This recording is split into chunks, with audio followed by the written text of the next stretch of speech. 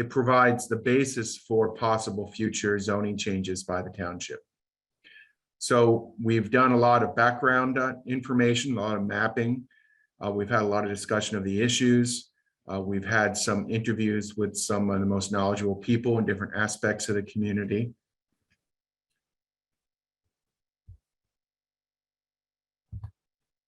The plan is valuable for addressing land uses in coordination with other issues, including transportation issues. We want to avoid conflicts between different types of development, particularly between very intensive commercial development and residential development. We want to look at things in a coordinated manner in each part of the township, as opposed to just responding to development proposals for an individual parcel. We want to emphasize natural feature conservation and look for opportunities for grants to carry out the plan. So a public survey was completed last year. We'll have the summary of the results in a minute. There's a committee that's meeting monthly to work on the plan. There will be at least 2 major additional public meetings to go over recommendations. And then additional meetings before any zoning amendments could be adopted. And there's an email address where you can address any comments. So the in-person meeting was held last week. We're going to try to cover the same material. We'd ask people to stay muted until it's your time to speak. We'll have plenty of time for public comment. Please raise your hand if you're in video, or use the hand symbol if you're not on video, or however. Actually, I'm sorry, Charlie, because we have so many people. We actually have 35 at this point. I can't see everyone for physical hand raising. So the hand raise feature would be easier. Okay. So the survey, we got 3,575 responses, which was a good response rate. The results will be posted on the township website in the near future. So the first question was, what was the most important issues the township faces? It's no surprise that reducing traffic congestion was number 1. Energy conservation and environmental sustainability was number 2. Flooding and stormwater is number 3. That may have moved up in the last couple of months. Attracting businesses to older commercial areas was number 4. Bicycling and pedestrian access was 5, and historic sites was 6. We asked people to note what types of new businesses should be emphasized. Restaurants was number 1, small retail, arts and entertainment, research, technology, and daycare. The lowest was industrial uses. We asked what type of housing is most needed. The responses were singles, townhouses, housing for older persons, twin homes, assisted living, personal care, apartments above businesses were the top responses. We asked what types of park and recreation improvements should be emphasized. Trails and pathways was number 1. Restroom buildings in parks was number 2. An outdoor amphitheater, children's playgrounds, water spray parks, woods and natural study areas, a swimming pool, lighting for athletic fields and courts so they can be used during different hours were some of the top responses. So as we did last week, we'd like to go over 6 major subject areas. We're not limited to these subject areas, but these were the items that the committee thought are some of the critical matters that are facing the township. Land use and housing. We'd like to hear any thoughts about where you'd like to see some redevelopment occur, where you'd like to see different types of businesses, what types of housing you'd like to see, any areas you'd like to see preserved. Then we're going to talk about older commercial areas. The 3 emphasis areas are Eagle Road, the commercial part of Eagle Road, Oakmont, and the commercial part of Haverford Road. What can we do to bring in new businesses? What types of businesses? Where does it make sense to have upper story apartments above commercial? And what can we do for pedestrian improvements? Roads, bicycling and walking. Where are the congestion problems? Where are the difficulties for pedestrians and bicyclists? Public transportation. What can we do to promote additional use of public transit and make it easier to access the transit stops? Parks, recreation, and trails. What improvements would you like to see to parks? What facilities? Any suggestions for trail links or improvements? And the last subject area is neighborhood and historic preservation. What areas are most important to preserve? And where might it make sense to have redevelopment? And what can we do to protect older neighborhoods?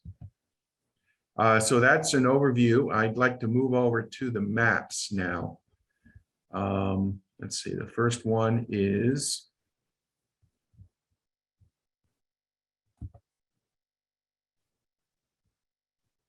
land use. This map shows uses of land throughout the township. We can zoom in on it as is desired. It shows residential, commercial, industrial. And then there is another map that shows generalized zoning categories in the township. The township has a ton of zoning districts. This tries to present them in a little bit more generalized manner.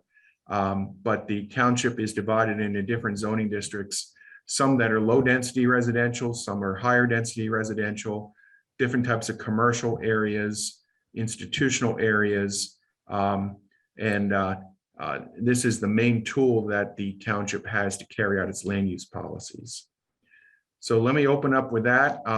Any comments or questions about development matters, housing, where development should occur, what type of development should occur? Now, of course, there's not much undeveloped land left, but there are opportunities for some redevelopment of a few selected areas.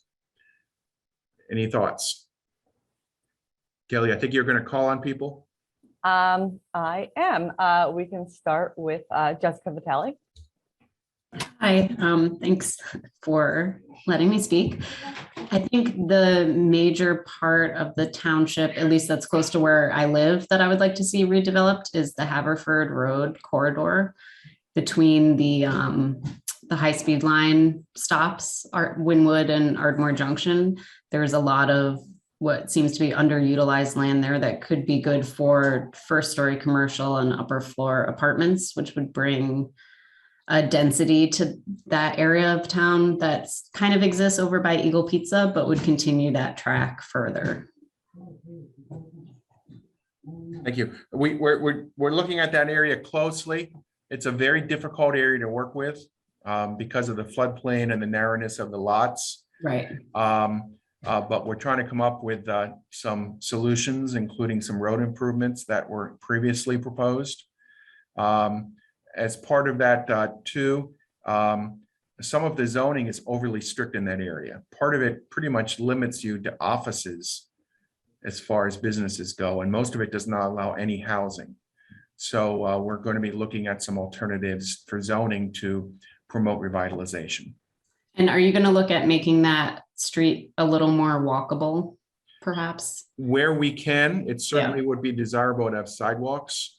In some cases, there's not room for sidewalks. Right. What some communities have done, they've even painted white lines on asphalt to distinguish that the cars are not supposed to be parked close to the curb and give some room for pedestrians.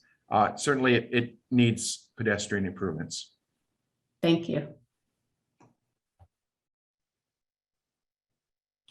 All right, next, and I apologize if I ruin this. Zanat Yousafzai. Yes, Yousafzai, thank you. An area of development I'd like to see is along Eagle Road west of Darby Road, where the shops are basically, or the businesses are set back from the street quite a bit and have parking in front of them. And it's not very pedestrian friendly. It's very car oriented. And I think long-term, making that such that new businesses, new construction is located closer to the street, closer to Eagle Road will improve that area. It's not a short-term solution. It's a long-term solution, but I think that it will help in promoting businesses along the Eagle Road corridor and making it more welcoming to pedestrians, placing the parking in the back and putting the businesses up front. That could be apartments on top or not. But right now it's just very car oriented. Yeah, it's not the most attractive corridor, and it has too many driveway cuts, which make it hard for pedestrians. Yeah, we're going to be coming up with a series of incentives to try to promote redevelopment. It's important to keep in mind that the plan right now in the minds of the committee is not proposing any condemnation. There were some fears in past plans of Eagle Road that there was condemnation involved. We're not proposing that at all. We're talking about incentive-based zoning and suggestions to the property owners to promote redevelopment of the commercial part of Eagle Road west of Darby. When you say condemnation, do you mean specifically condemning like specific properties or just in general presenting a negative review? When we say condemnation, we mean eminent domain. We mean when a municipality would forcibly take land, they pay people for it, but they take land without a voluntary acquisition. And I just wanted to make clear that that is not on anybody's radar at that point. We're only talking an incentive-based system, not a confiscation eminent domain system. I totally understand that. I'm thinking about future. This would be a long-term recommendation, not to exert eminent domain, but to zone for future development to be oriented around pedestrians more than about vehicles. Yes. Okay, I do think I accidentally hit somebody's hand that I unraised or lowered by accident. I think it may have been Dan Kraut. So if you just want to re-raise your hand if that was you. But in the meantime, I'm going to go with Jean Lynch. I wanted to make a general comment that while people are thinking about or putting in the plan ideas for redevelopment, that not all places need to be redeveloped with new buildings. And if flooding is a concern as it is, I think that the comp plan is a time to also consider areas that would be undeveloped in the future to help solve the flooding problems and turned into open space. Certainly. I mean, most of the township's not going to change. Most of the township is very well established, and people like it that way. So other than the traffic issues, which are hard to solve in many situations, most of the township's not going to change no matter what we do. You certainly have a very valid concern about the increased flooding. We're seeing much more severe flooding and much more frequent flooding than was in the past. And that may get worse and worse in future years. So we need to be very cognizant of stormwater and flooding issues. And we also need to very much pay attention to open space and natural features. Yeah, I'm not sure what you mean by responding to my comment with saying most of the town isn't going to change because people like it the way it is. The point of the comp plan is to consider new ideas. So that's why I'm making this point. I fully understand. I just wanted to make that comment for everyone's benefit that there's not going to be revolutionary change in this township simply because the neighborhoods are very well established. But there certainly are opportunities to address flooding issues and open space. And also if adaptive reuse is something that we absolutely, can consider instead of, new buildings constantly. I think that's, an important piece of what we've heard last week is that not necessarily new buildings, but reusing the buildings that we have is important to people. So I think that also, works towards that same point. Okay, next we will go with Thomas Hastings. Hello, thank you. First, a comment. Maybe it's just me, but I feel like the angle of the Haverford Township map really throws me off, because I think we're all used to seeing it, with Route 3 kind of bisecting it east to west. It's about 15 degrees off, so it fits on the page. I got it. Yeah, it just took me a little bit. But I think an area that could certainly has possibilities, and while I support all the small retail and that those are great, and I hope we can encourage them, I think it's good to have some I don't want to say larger retail, but the one place, maybe two if you think of the quarry, but the Manoa, maybe one or the other. I think one of those, I think there's an opportunity. Perhaps it'd be interesting to see if you change the zoning to allow mixed use at these places. If there would be any sort of housing demand, you could there's all kinds of examples of town centers, and I know people will complain about the traffic, but having an amenity like that people want to go to would be an asset to the community for sure. They are the most transit accessible other than Haverford Road, I guess, but that's got its own issues, as we said. I just don't see that being an avenue where you could put in any type of large scale mixed use. So yeah, Manoa, just would developers want to build, that type of town center type thing, lower the parking minimums a lot. That's another comment, but the parking minimums I think have to be a little more flexible and more progressive, and seeing how separate from land use, because we're not seeing that. There's a lot of examples. I'm sure you're looking at them. I'd be interested to see if we could convince people that that's a good idea. But yes, I think those two areas. I think the Manoa one, I'm a little more familiar with it. It's, as you see, it's surrounded by all residential. I think you've got an opportunity for really increased walking and non-motorized transit to a center like that. It is close to the highway. It's going to be more traffic, I guess, but you could limit that with those pedestrian and bike improvements, and really catch, I think, the surrounding areas, and then turn into a little bit of a regional asset. It's a competitive marketplace. I think we have to realize that all the other townships, whether we like it or not, Marple put in his thing. We didn't like it, but they did it because they want that. We want to have the amenities. We want to have, we need to pay for it. And the same with the school district. We have to continue to up our game and make it as attractive as places as possible. Thank you. Thank you, Thomas. All right, next we have Jake Swan.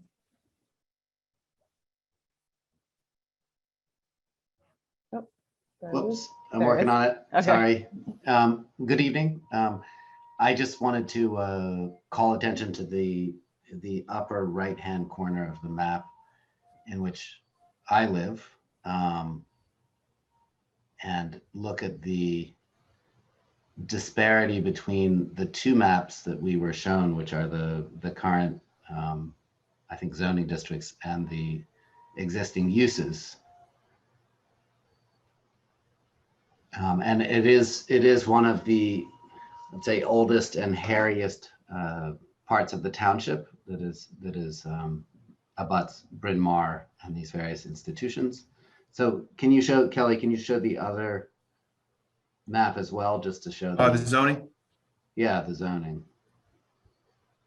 Well, this is isn't this the? This is land use. This is land use. And does the zoning reflect the current uses, or does it reflect the plan? I'm sorry, this is reflecting zoning. Exactly. My mistake. That's what I Land thought. use I do have. And then that one, just if you could zoom in as well.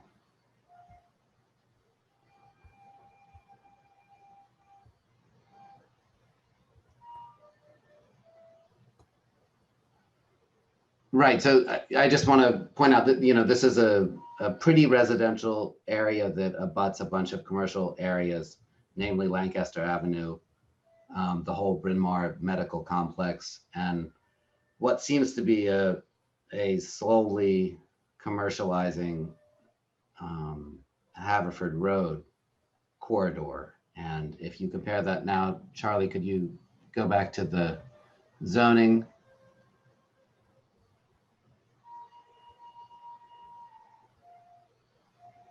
Can you go back to the zoning map, Charlie? Yeah. So it's intended to be mostly commercial with mostly residential with a little bit of commercial along Lancaster Avenue and a little bit of office up in the northern part of Haverford Road. And we're just worried about the persistent commercial land use in this area and trying to slowly phase that out and keep it residential.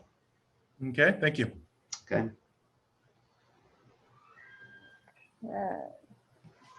All right, next up, we have Jeff Miller. Hi, good evening. Can you hear me? Yes. Okay, good. My main concern in any of these development ideas is safety. Safety for residents, whether in cars or as pedestrians. And Eagle Road is, with its curb cuts and sidewalk right against traffic, has been a concern for decades, really. And I'd like to, consider moving the sidewalk to the front of those buildings instead of trying to keep it against the right against traffic. There's already a de facto public access at every front door of those buildings. And I think a first step for safety would be to create a continuous sidewalk further off the street and beyond the parking as a way to promote safety. Zoning for future development, larger properties or combining properties can certainly be established now, but those are long-term solutions. But right now we have a safety issue, and I'd like to see that addressed as soon as possible. Thank you.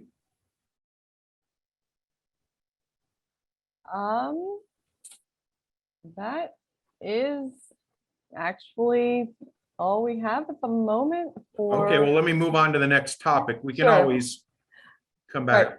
Good. Actually, the next topic is I did have Eagle something, Road. but I can't figure out how to put my hand up.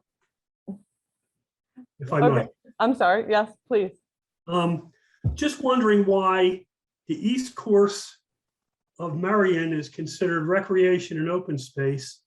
The west course is considered institutional. Also, I believe Lanark Country Club is shown as institutional. I'm Right. just wondering why That- that is. That's Yeah, all. no, that is simply a drafting error. All of the golf Okay. clubs are zoned institutional, where golf courses are permitted as use by right. Okay, thank you. We'll fix that. I have as well this similar issue where for some reason I don't have the hand raised feature that you like usually see. Ross, two concerns though. One is look at it's great that we do have the high-speed line going with the township, but the one complaint I've always been hearing that's going on for at least a few years now is the parking. And I wanted to know if any thoughts on addressing that and getting parking built up there.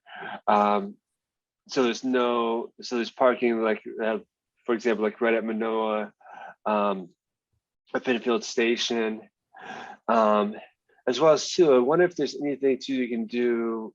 I know we have a lot of issues with flooding that need to be addressed, but now that we're going to storm, there's a lot of power outages, and we have a lot of overhead wires.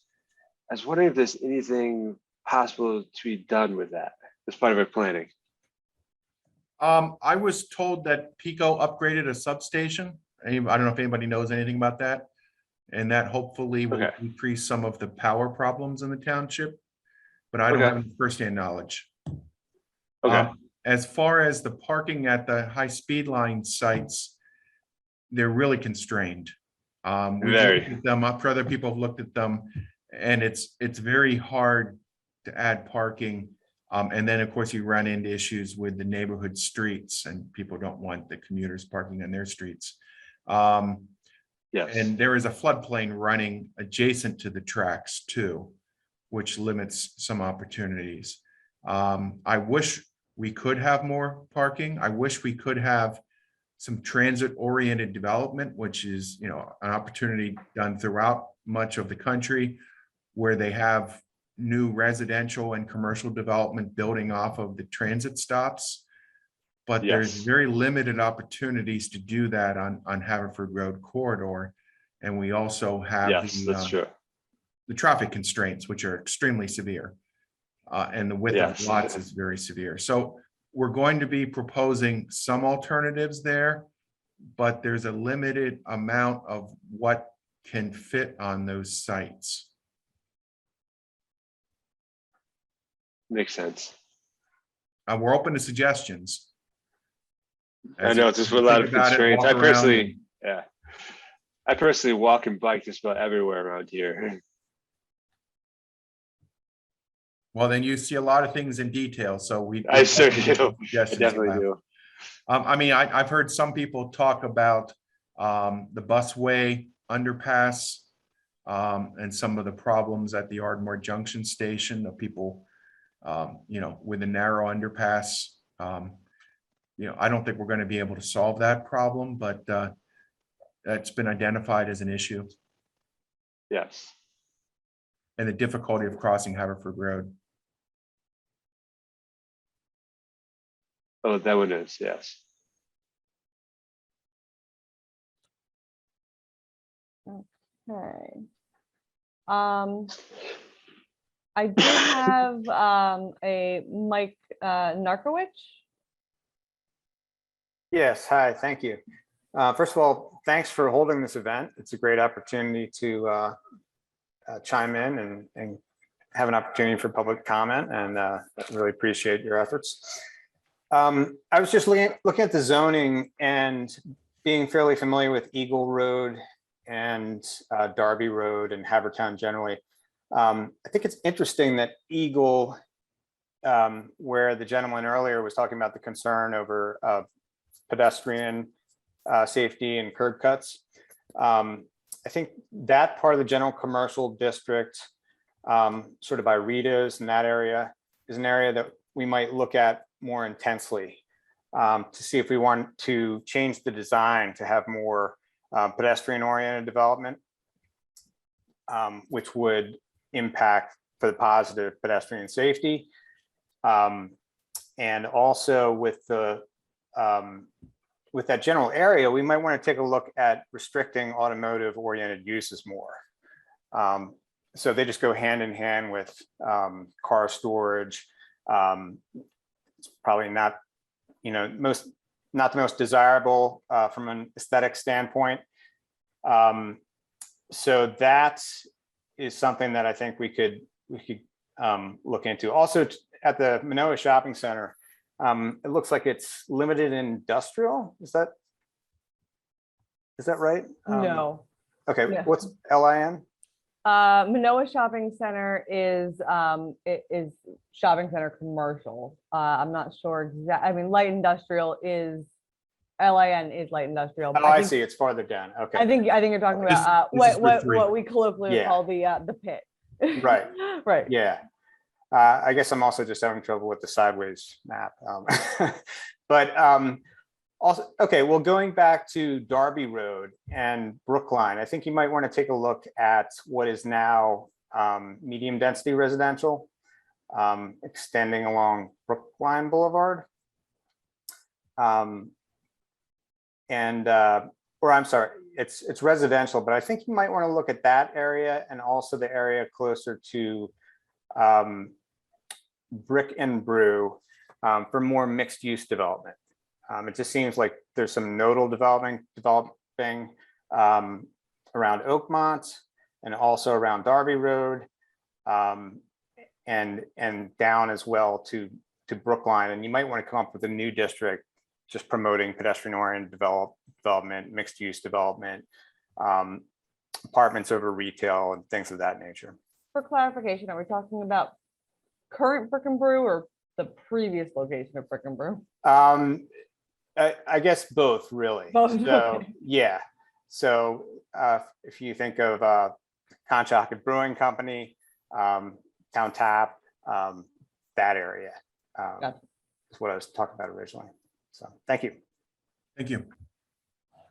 Okay, and Mr. Miller, who had added some comments earlier, I believe his hand is up again. I'm not sure if Yeah. that is by accident, but yeah, you're good. Okay. Yeah, no, that's true.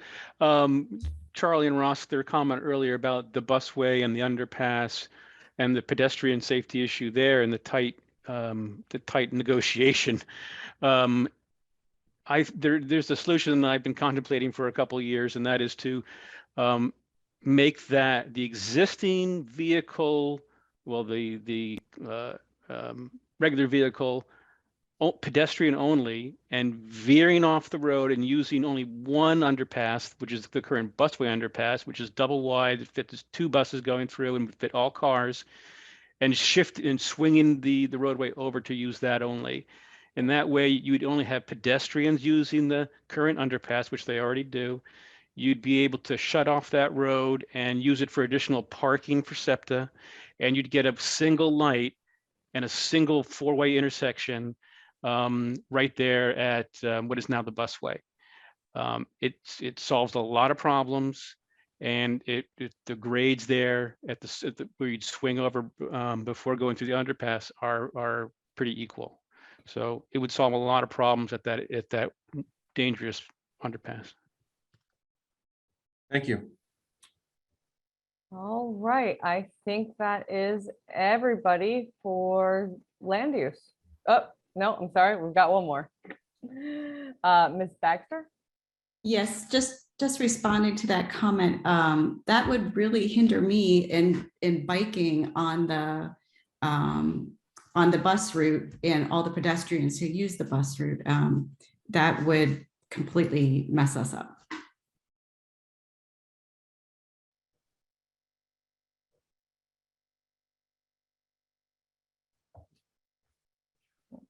Okay, the next part we were going to talk about, which we already started already, is the 3 main older commercial areas, Eagle Road, Oakmont, and the commercial part of Haverford Road. Anybody have any thoughts about these 3 areas? You're seeing Haverford Road right now.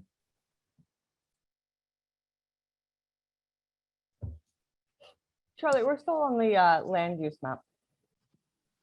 Are you not seeing the aerial photo? No, we're looking at the, I'm sorry, we're looking at Oh, the I'm zoning- sorry. the zoning map. That's all right. I forgot to change the screen sharing. What I'm That's here my for. fault.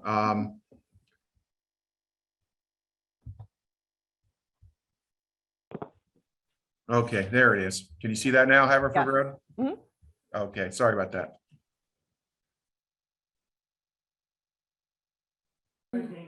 I have a comment. Does anyone hear me? Yes, Yes. no, Okay, sorry, I'm Justin. So I live at the extension of here, the bus path. So it starts at it cuts through at the 7-Eleven that's on your screen, sort of up Yes. the bus path. So there's somewhat so I live in the section north of that. So if you're looking at this, though, technically south, kind of near Chestnut Wald. And there's definitely a disparity between that SEPTA portion, technically north of 7-Eleven versus if you're going to Golfview Estates. It's just overgrown with weeds. There's no lights. It's a lot of graffiti, a lot of run down fences. It could definitely just use some attention. If everybody knows what the bus path is I'm talking about. I think it could just use some improvements. Thank you. I'm sorry, if you don't mind, just because I'm keeping a record for Sure. myself. What's your last name? Almond, A-L-M as in Mary, O-N as in Nancy. Thank you. Yep. And then there's a portion right next to 7-Eleven that just has become a dumping ground. As if you're basically right behind the 7-Eleven before you would go up the stairs to take the speed line. What some communities do is they have movable surveillance cameras. And when there's dumping, they move them to a spot so it can be watched and recorded. Oh, okay. Because it's often the same people doing the dumping. Okay. So I know, so Larry Holmes, like our commissioner, has talked recently on Facebook, not at a commissioner's meeting, about having this portion of the bus path is like pretty isolate, and it's kind of scary at night, actually, on the north side, again, of 7-Eleven, between Haverford and County Line Road. He had thought putting cameras in that area could help too.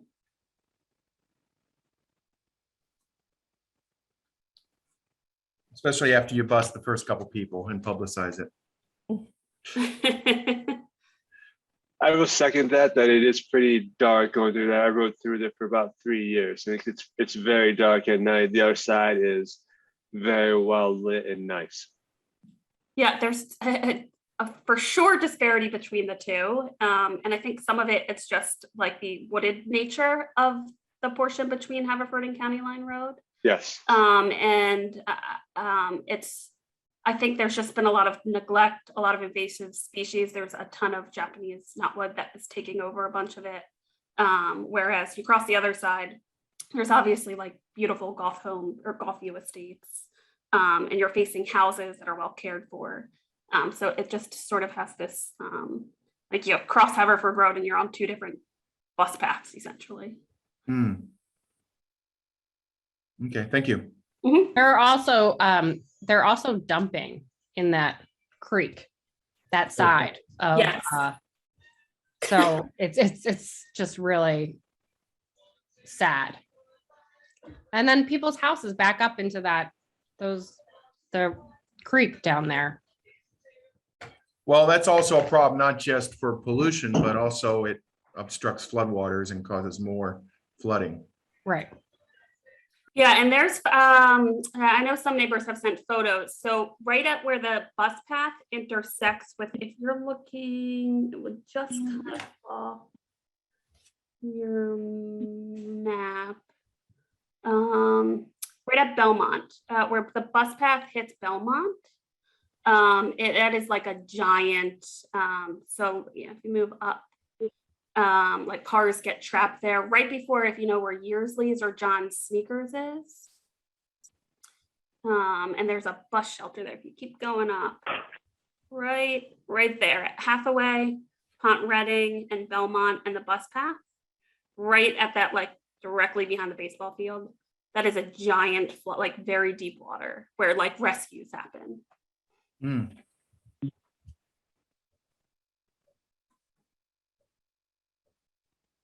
Okay, so our next person with their hand raised. Is it okay if I just call you Zane? I don't want to wreck your last name again. Yeah, go ahead. Yes. This is David Schneck, Zinat's husband. Gotcha. Sinet, okay, got it. Yeah, Zinat. But so I just wanted to make a comment about the Oakmont business corridor. A lot has been said already about the Eagle Road corridor, but I think that Oakmont business corridor, if you're talking about, are you talking about the corridor on Eagle Road that is that block that's sort of in between the school district building and Darby Road? Is that what you're considering, the Oakmont? Yeah, it's generally this triangular area is what we're concentrating upon. The okay, so that encompasses that. Yeah, I think that, so that's the closest thing to me that Havertown has, or the township has, to a town center. So what can be done to really incentivize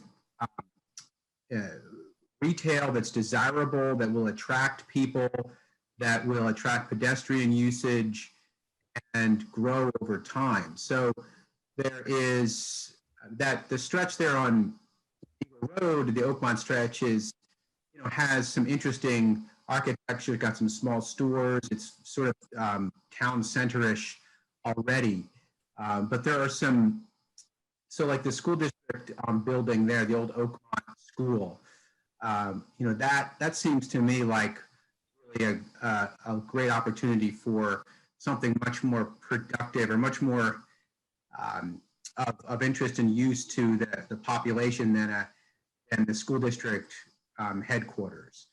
And what about the corner of Darby and Eagle there at where that across from where Haverford Town Grill is now, and the Crust Pizza that's being redeveloped? That was a gas station. Now I think I've heard it's going to become a bank. But we have so many banks in Haverford Town. What could that's a perfect corner for something much more I think desirable for in my opinion for advancing that sort of retail development and attractiveness of that corridor. And then you have that in that triangle, you have also there's that gas station, and there's sort of a restaurant there, and down the road, we certainly don't want to be kicking people out, or you said condemnation is not in the part of the plan, but what incentives could be built into the plan so when businesses turn over, those areas become more attractive to a town center? Those are good points. The bank may or may not be moving forward. They've delayed it. And since many banks have been closing lately, we don't know yet if that bank's going to move forward at the corner of Eagle and West Darby. One of the big questions is what to do with the township building site, the old township building site. One option would be eventually to build a parking deck there. Another option would be to promote apartments to create a market for some of the downtown businesses with some commercial first floor. No decision's been made about the township building, the old township building, but we'd be looking for suggestions on that. Yeah, I mean, I think that residential with first floor retail sounds great. That could really go a long way to advancing the sort of the town center feel and feeding businesses and advancing growth there. I'd also just quickly just like to add, the school district is a completely separate entity. They, have to obviously meet zoning regulations and things like that. But so long as they're falling under that same institutional use, which they are at the Oakmont building, we can't kick them out. That it's their building to use for an institutional use as they see fit. And hopefully some of the employees do come out and support the businesses during their lunch times or after work. And I understand they do offer some of their parking to be used for activities and things like that. Right, for the different like music festivals and things like that. All right, so our next person is Deb Stone.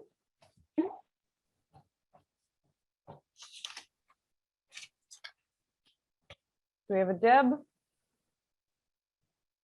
No Deb? All right. How about Lauren?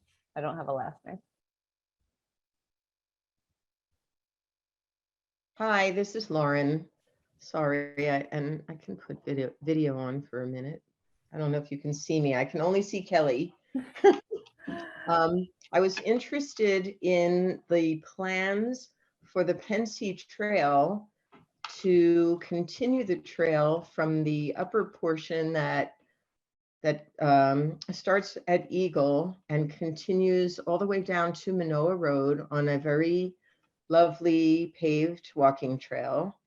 And then it kind of stops abruptly at Manoa because there's no pedestrian walkway to cross to the other side of Manoa. But if you were to fly over with your magic wings, there is another piece of the trail.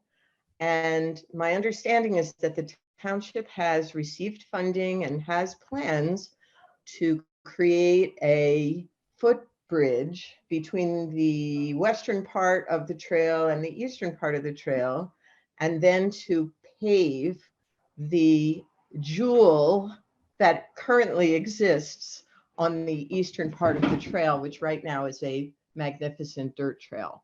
So the reason why I wanted to express my opinion is that I am very strongly opposed to paving that other side of the trail. I'm totally happy with the idea of the footbridge. I think that's great to connect the two sides. And I understand that in addition to people who walk or jog or walk their dogs, there are some people who push strollers or ride their bikes. And so there's input to the township that they want that piece of the trail to be paved. But there currently also exists a parallel paved road called Lanark Avenue, which has almost zero traffic on it. And it's only about, I want to say 10 yards from the trail. And it's already there and paved, and it just parallels the entire trail. So my purpose in joining this call is to express my concerns that Havertown would be, first of all, losing an incredibly beautiful part of the town where I am always walking and I see dog walkers and other people using that natural trail. And to pave it when we already have water management problems in our community, and just the over paving of suburban Philadelphia is really a big concern. I feel that the township would be much, much better served by keeping the dirt trail on the east side of the township. And if there's really a strong desire to have a paved trail on the east side, to utilize either part of the unused road that exists already, or to add a shoulder to that unused road and mark it as a bike path or something. And that way we could have a coexistence between the dirt trail for walkers and hikers and the people who feel the need to, to ride their bikes there or push a stroller. In my view, Havertown has thousands of miles of paved walkways. We have sidewalks, we have streets, we have paved trails, we have so much paved access that I really think the maintenance of a beautiful natural resource that's irreplaceable, the dirt trail, should be a priority over paving over that trail. Lauren, I'm so sorry. Again, for my own notes, just because it's not up, do you mind giving me your last name? Oh, no problem. It's Braun, B as in boy, R-A-U-N as in Nancy. Okay. This is probably a question better posed to Brian Barrett with the Recreation Department or someone from Pannoni and Associates. But I believe that the intention, the reason for wanting to pave that entire area from the entire trail down is for inclusivity for handicap access.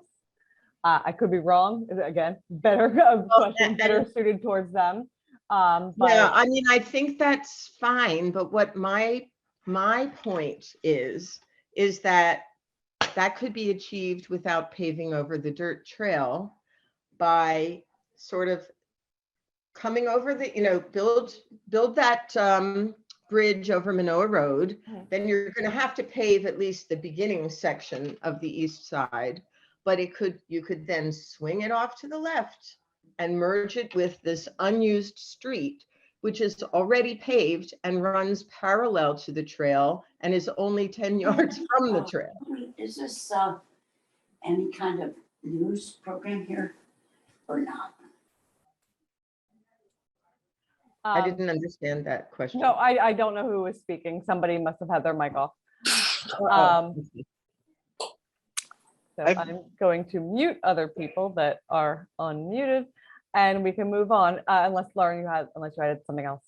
Well, so I was just wondering if there's any consideration being given to preserving this very important natural trail versus going forward with paving everything. Yeah, those are really questions that should be probably directly posed to recreation. Okay. We'll take a note of it, but Brian Barrett would be your best contact for specific. Yes, I have spoken with Brian Barrett a couple times. He might not know my name, but he's heard my spiel. And I have actually spoken in a town meeting before. Brian said, get all of your Havertown, friends who feel the same way to get on that Zoom call. And I asked them to, but nobody does. So it was just me. Well, I will make a note of it. I will talk to Brian in the morning. Okay, thank you. Yep. Hey, Lauren, quick question. Yes. What road is it that you're talking about, the one that's not being used? Because I've been down there quite a bit. I'm just trying to think of which one it is. It's called Lanark Avenue. Lanark? And it runs parallel to Darby Road. I don't know if you can zoom in on this little map. I'll try. But I personally know what it is. I was wondering if that was what you referred to. I mean, I do see very few people. I do see very few people on that road. I have been on that trail, that section trail quite a bit. Yeah, that road is the dead end for several residential streets. So the only time you ever see a car on that road is if somebody is backing out of their driveway to leave their house and then they go away. Yes, and they don't actually drive down that road. There's really nowhere to go on that road. So it's already paved and it's already safe. And I just feel that by paving over that trail, we would really be doing a horrible disservice to the community in this area. And it's really important for us to be stewards of the land, because all people do is pave. We have to stop that. Pave. Yeah. But they don't always maintain. Can we move on to other questions? Wait, and I just want to add one little quick thing, I'm sorry, which is that the cost to maintain a dirt trail like that is super cheap compared to what you have to do when you have a paved roadway. Okay, that's all. Okay, we're welcome to move on to parks and recreation and trail questions too. If you want to talk about any of those, feel free. I'm hoping that all the hands raised during that conversation are related to older commercial areas, which is, I believe, what the topic was. Yeah, we can go back, whatever people want to do. I mean, we're flexible. Sure. So I have had someone waiting, Thomas Hastings again, for Yeah. this. Yeah. Thank you. You mentioned the bank is on, might not be coming there. Is the slip lane still moving forward at Darby and Eagle? The right-hand turning lane on, Yes. that's a good question. There has been, and that was actually part of the holdup, from what I understand, prior to the pandemic, and where we ended up with. So I think that there's reconsiderations from PennDOT, from the township engineer's office, and where we actually are with that at this time, I can't say. But again, this is, I mean, do you want that turning lane? Because No, again, I do not. You do not, okay. No, I think, those kind of auto improvements, I mean, inevitably, especially in a dense-ish area like that, it's going to favor one mode over another. And, anything that makes the automobile go faster, especially, right, those slip lanes are terrible for pedestrians. They it increases, and I'd like to see, for any traffic improvements, so-called traffic improvements, I'd like to see the true breakdown of the time saved for motorists, because we're talking really like seconds. I mean, how far is it going to go back? Not very far at all, is my understanding. So I don't think it's going to change anything for people driving. And I think in the whole comp plan, the emphasis should be on not incentivizing, not really catering to non-township drivers. I know these are state roads and they have to carry some amount of traffic, of course, and but you know, the fact that this might inconvenience people going to 476 from Lower Marion should not be our concern. And I know a lot of township residents, of course, use these routes as well, obviously. So I know it's not going to be an easy sell, but I think, you know, I think the message should be that pedestrian and improvements, bicycle, you know, walkable communities are more valuable. Basically, I think there's strong evidence of that. I hope to see that in the selling of this plan. If there are pedestrian improvements, which we all hope, I think, or a lot of people, I hope to see. So I think the economic benefits of these types of community, you know, congestion, sure, it costs something, but it is, you know, congestion is only for places that people want to go. I think taking seconds off people's trips or adding seconds, taking a lane off Darby Road, I think Darby Road does not need to be 4 lanes. It operates okay in 2 lanes. So there's a school right there. Obviously, I don't see and people go way too fast there. I think that should be 2 lanes, and that would help the Brookline intersection, would help the Eagle Road intersection as well. Thank you. There was some discussion about in certain places extending the sidewalk on parts of Darby Road to open up some opportunities for some outdoor dining and things of that nature. Right, and I know that a lot of these things are PennDOT, you know, that's a whole other issue, but you know, this is our count plan, and we can, you know, have ideals and what we want to see happen, and then the coordination comes later in the work with PennDOT, and all that takes a lot of time. Okay. All right, so I have a lot of hand raised at this point.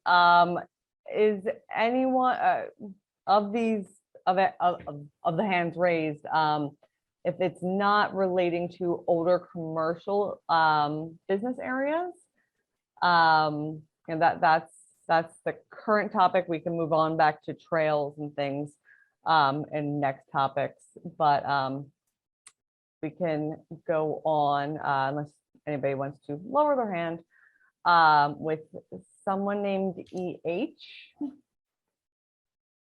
Oh, hi, sorry. Yeah, I just wanted to basically second everything Lauren said about the trail. Okay.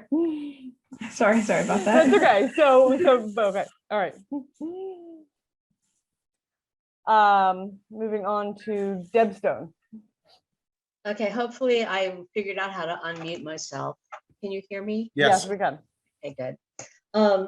Well, first of all, where we were talking about the bank possibly going at the corner of Darby and Eagle Road there, whatever ends up going there, is there a plan to make that sidewalk much wider, to have a tree lawn between the street and the sidewalk, and to make that intersection usable for people to cross from one, you know, neighborhood to the other and to access the different businesses?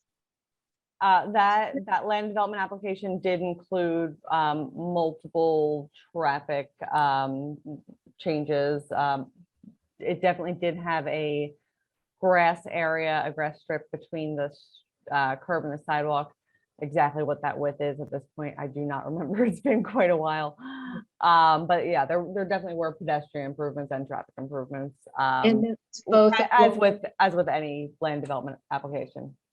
Okay, so that would be the case, that there would be a true sidewalk with protection from the street with a little bit of grass on both the Eagle Road side and the Darby Road side of that intersection? I remember we talked a lot about the Darby Road side. The Eagle Road side. Again, that plan was actually approved by the Board of Commissioners and the Planning Commission so long ago, and it's been so long since I've had eyes on it. I can't recall exactly what those plans were, but it definitely was an improvement to what's there now, even if it wasn't exactly what the SALDO or the subdivision and land development ordinance or the design standards necessarily requires or recommends, but it definitely was an improvement. And then, well, I'm totally in favor of improving the walking parts, and it's also important to have sort of centralized parking places so there aren't like endless curb cuts So one idea is that section where the old Haverford Township building is, where that frankly eyesore of a cell phone tower is right in the middle of town. Can that cell phone tower be moved someplace? It's probably under a lease. So you'd have to check on the timing of the lease, but it's probably not a short-term lease. Right, yeah, no, there are multiple leases, multiple easements. It's not impossible to move it elsewhere, but it definitely would be difficult and very complicated, and trying to find new space for it, and then moving all of those things to that new space. Because it probably has a lot of providers on it. It's not Right, just it does. one or two. Plus the county 911 system. I frankly was amazed that that was even allowed to be placed in that location, because it makes it almost impossible to use that little triangular spot for something that would be incredibly useful. One idea would be to have a parking garage in that section with really nice storefronts on the bottom, similar to what is across from Trader Joe's on, in Ardmore. They have that new parking garage there, like in Suburban Square, where it looks like a very attractive building, but it's actually a parking garage on top. And then on the bottom, it's very pedestrian friendly, and it has a lot of very nice businesses on the bottom. Because for those who want to walk to those places, that would be great.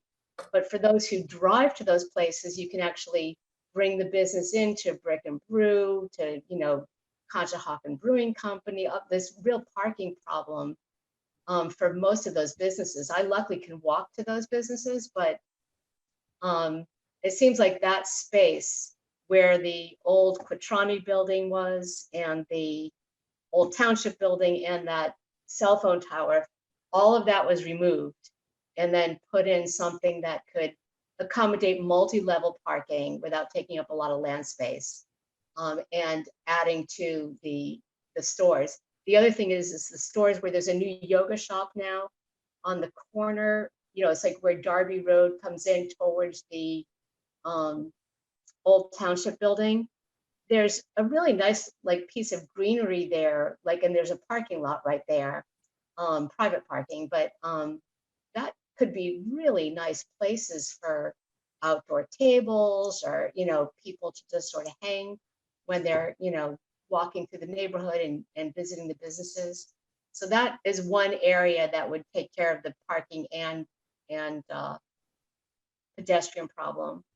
And then someone else was talking, I think his name was Jeff Miller, was talking about the pedestrian pathway along Eagle Road that would go in front of the stores, which instead of a long Eagle Road. So I'm talking about the place where Darby Road comes into Eagle Road, where Grace Chapel is. And then between there and basically all the way down to the Y, but even before you get to the Y, that first set of where Alexia's gift boxes and the PT place that's along there. My understanding is that this idea has actually been floated many times before, and some of the businesses were really objecting because they don't want to lose their parking spaces. So I know that there are incentives that you had mentioned for businesses to, without going through an eminent domain. I can't imagine what incentives there are for all these teeny little businesses owning their own little parking places and curb cuts. How that's ever going to work without doing something that either tell them we'll buy all your buildings and we'll build a new building with an appropriate parking lot with one entrance and one exit. Devote spaces for you and devote a pedestrian pathway. It's just like a bunch of old houses that have been converted into businesses. Is that even viable? What would most likely happen is the incentives would encourage redevelopment. They would encourage land assembly.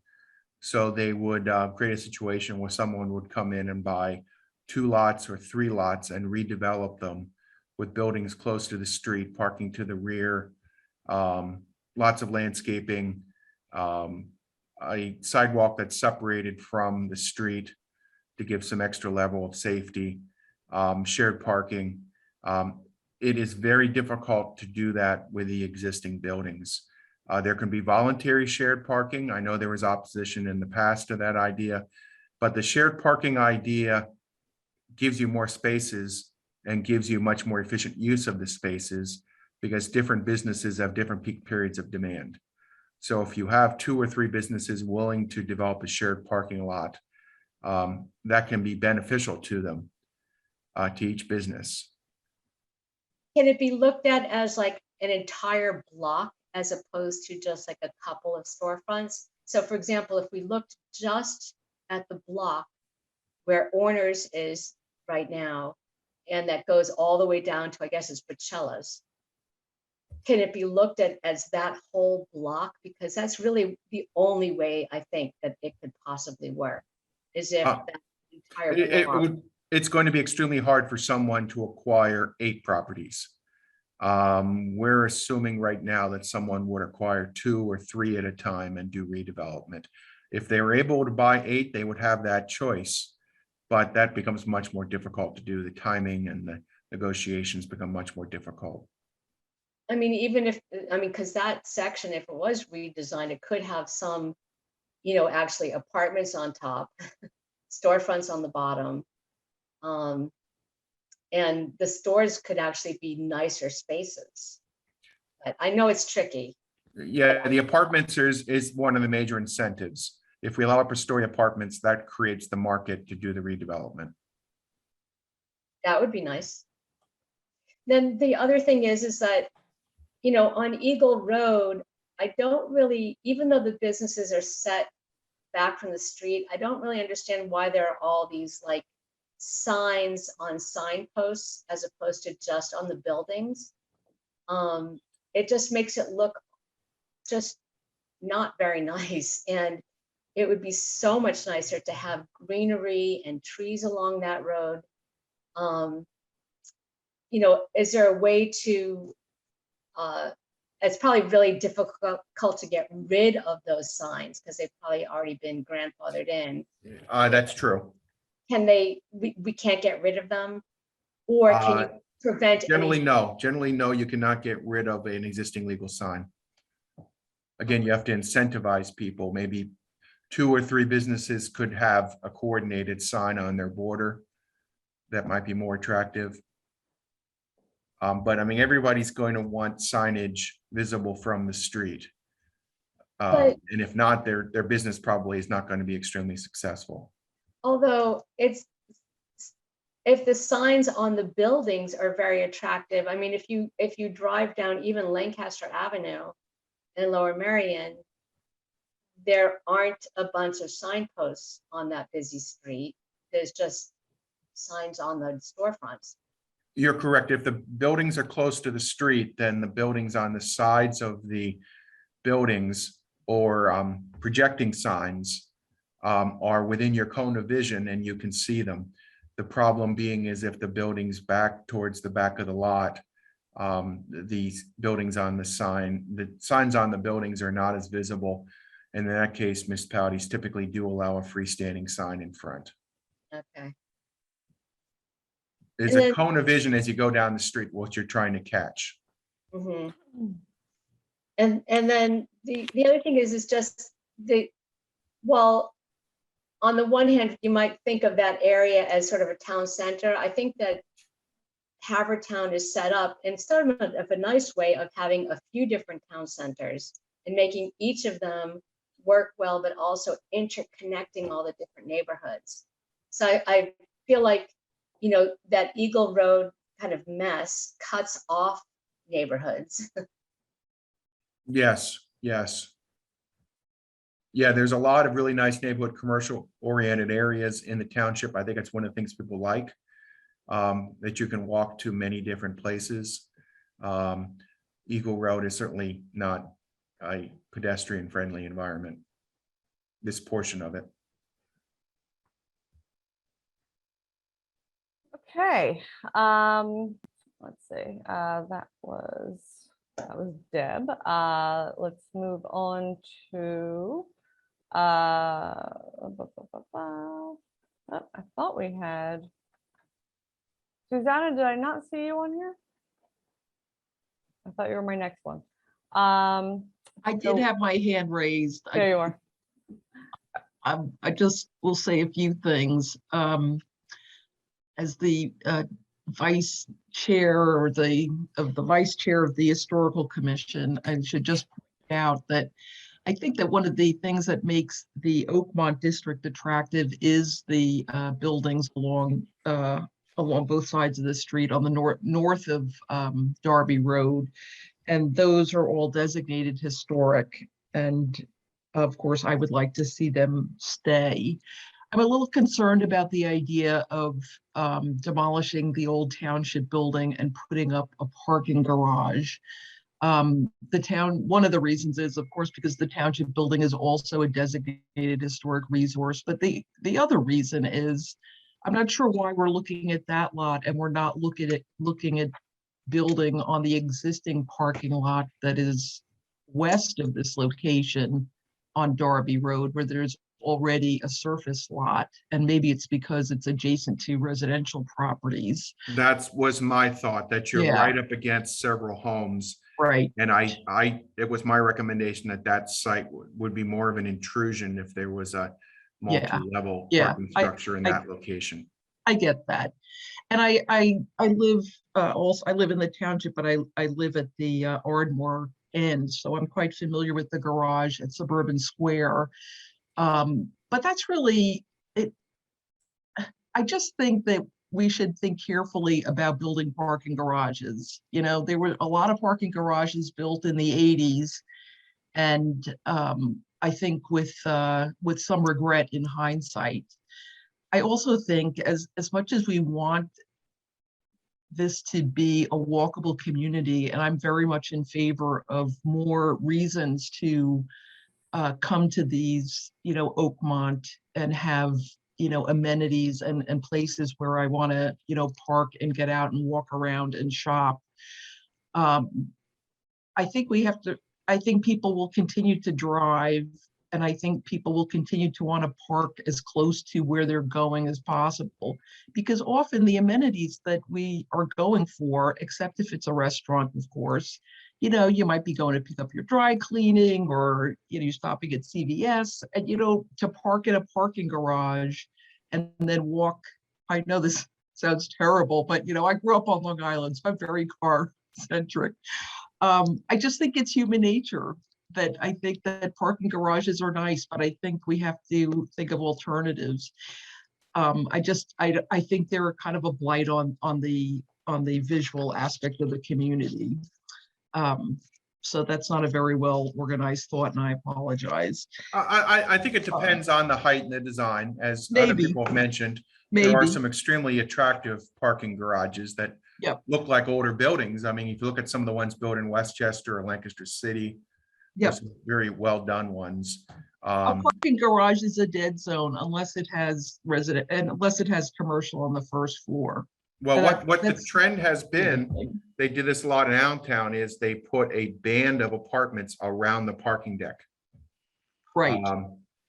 And one of the many things it does is you don't see the parking deck at all, but the people also can go directly from a parking level into their apartment. Right, which is what they've done in Ardmore on the top of Cricket Avenue, just south of Lancaster, the Dranoff development. Same thing. Yeah. So yeah, that's fine. I'm just expressing my. I'm not a fan of parking garages.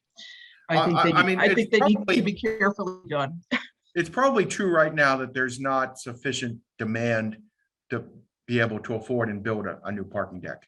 Yeah. What we're suggesting is that you reserve a spot for it, so that as businesses get stronger and there's more improvement, that you have a location where you could build a parking deck.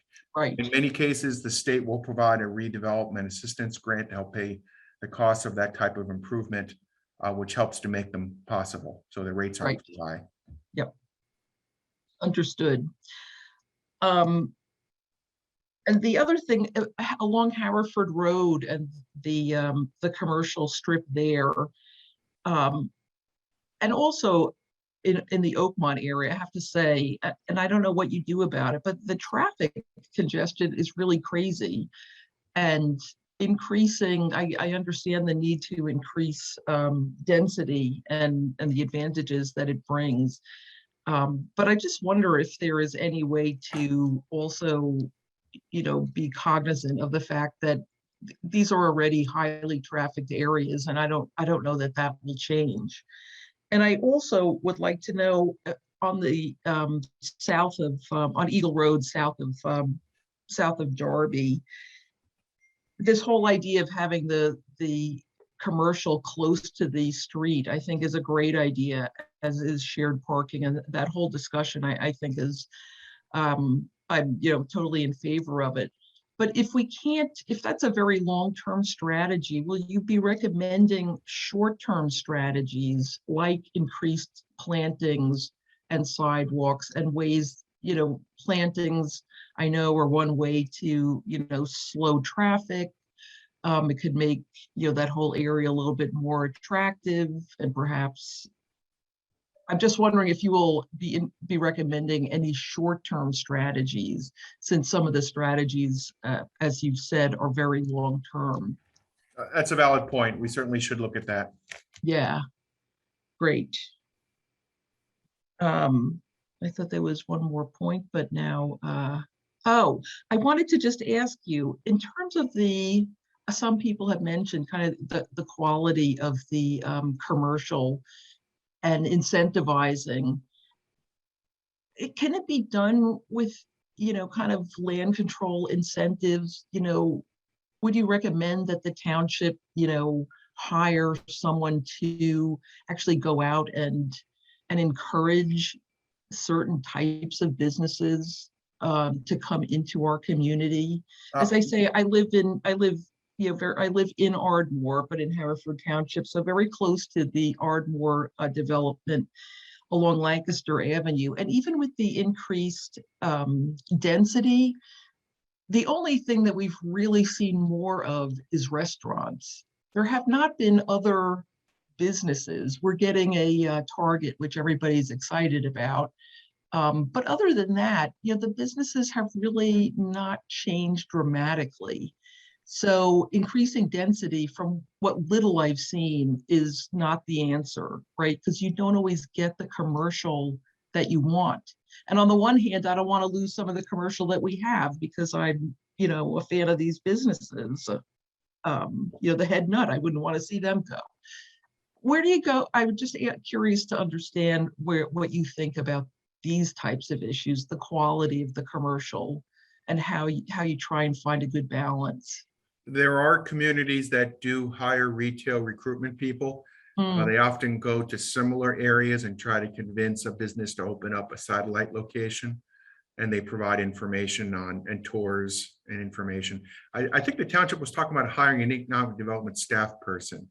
Did that ever happen, Kelly? No. Is that still a possibility? I don't believe so. That was right about pre-pandemic. And I don't know that the budget still allows for it. Okay, I mean, that's whether do you it's think that's a good idea, Charlie, is what I'm asking. Is that a valid way to go, to think about, or no? It's usually done by communities with vacancies. And I don't see many vacancies. Right. What we hear complaints about is that there's too many types of certain types of businesses. People complain there's too many nail salons, for instance. Right. What you need to start with is you need businesses that keep the space occupied, keep buildings maintained, and generate some traffic. And the hope is that over time, you can improve the attractiveness of the area and attracts a greater variety of businesses. But you don't want space being empty because you're trying to be too particular about what you want. Gotcha. As far as a municipality goes, the township mainly uses its zoning ordinance to regulate the range of businesses in an area, and then lets the private market decide within that range. So you say, here's 30 types of commercial businesses you can do. One of them is nail salons. But you can't do new auto repair, you can't do new auto sales in some of these pedestrian corridors. And then within that range of uses, the private market decided what goes in there. Now, for instance, when you look at how many got redeveloped and got revitalized, one guy bought up 30 buildings. And he controlled who came in, and he was selective, and he had the resources where he didn't have to take just any tenant. And that was very important in that case, but we don't have that scenario here. Interesting.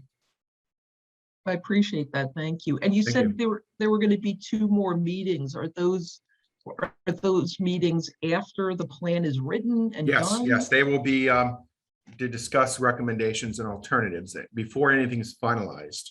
Okay. We will come back to the public and ask for comment on recommendations. Okay. Well, thank you. I appreciate the opportunity to Thank you. speak. Thank you. Okay, we have Jean Lynch. Hi, yeah, just a little more on walkability. I want to make a recommendation to make Haverford Road walkable from Ardmore Junction to Bryn Mawr. It's like there's portions of it have sidewalk and portions of it do not. And it just seems like there's just, a few little gaps that need to be filled in. But otherwise, it's like terrifying and you can't do it. So There's a lot of constraints there, but we'll come up with the best alternatives we can. yeah, thanks. All the way to Haverford College. In a perfect world, yes. Haverford College actually owns some of the land on the west side of Haverford Road. So there might be some opportunities to use some of that if they would cooperate. I mean, you've got the trail system on the college too, on the college property. If they could connect their trail down to the sidewalk, maybe that would work. But otherwise, you have to walk through high weeds to get up to the trail. So Okay. Okay, then we have Vicky.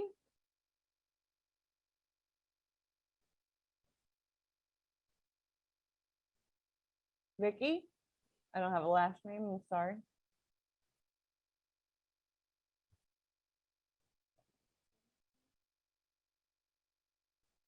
Vicky, I lowered your hand and then you re-raised it. Can't hear you? You can unmute. No? Okay. Moving on to Deb Stone. I had a question about, you were just talking about the constraints along Haverford Road, like let's say between the Ardmore train station and the Haverford train station on the train side of the street. Once you get to certain places where there aren't houses where their yards go all the way to the street, I imagine it's not possible to cut a sidewalk through there. But might it be possible to have some kind of walkway or bikeway train tracks behind those houses? Which segment again are you talking about? That segment that goes from, let's say Ardmore Junction train station and the Haverford train station. So between, that goes out to I guess is it Ardmore Avenue or a little beyond College Avenue rather. There's the train tracks. So if you're heading from the head nut out to Haverford College, I'm talking about the left side of the street. And there's the train tracks that go there. Is it possible to have some kind of bikeway or walkway that's built along the train tracks?